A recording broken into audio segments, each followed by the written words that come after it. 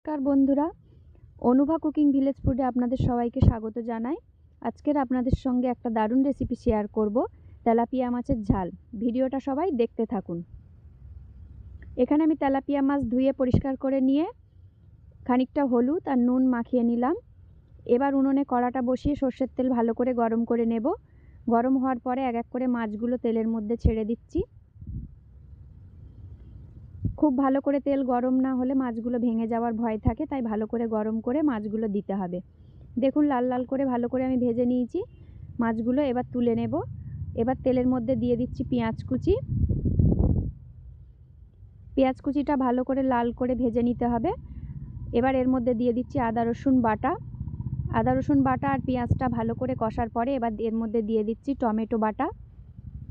Tomato বাটাটা দেওয়ার পরে এবার ভালো করে নাড়াচাড়া করার পরে আমি এবার এর মধ্যে দিয়ে দিচ্ছি হলুদ গুঁড়ো, নুন আর লঙ্কার গুঁড়ো।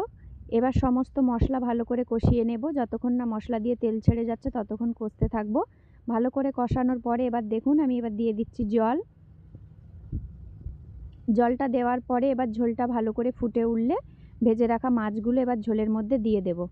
ভেজে রাখা মাছগুলো এবার ঝোলের মধ্যে দিয়ে অল্প ফুটিয়ে এবার এর উপরে ধনেপাতা ছড়িয়ে দিচ্ছি। দেখুন কুচি করে রাখা ধনেপাতা ছড়িয়ে এবার আমি মাছের ঝালটা নামিয়ে নেব। দেখুন তেলাপিয়া মাছের একদম ঝাল রেডি। তেলাপিয়া মাছ তো অনেকে সর্ষে বাটা অনেক রকমভাবেই খেয়েছেন, একবার এইভাবে বানিয়ে দেখুন, খুবই ভালো লাগবে। ভিডিওটা সবাই দেখে কেমন হয়েছে কমেন্টে জানাবেন। আর যারা আমার চ্যানেলে নতুন বন্ধু তারা আমার চ্যানেলটিকে সাবস্ক্রাইব করে পাশে থাকবেন।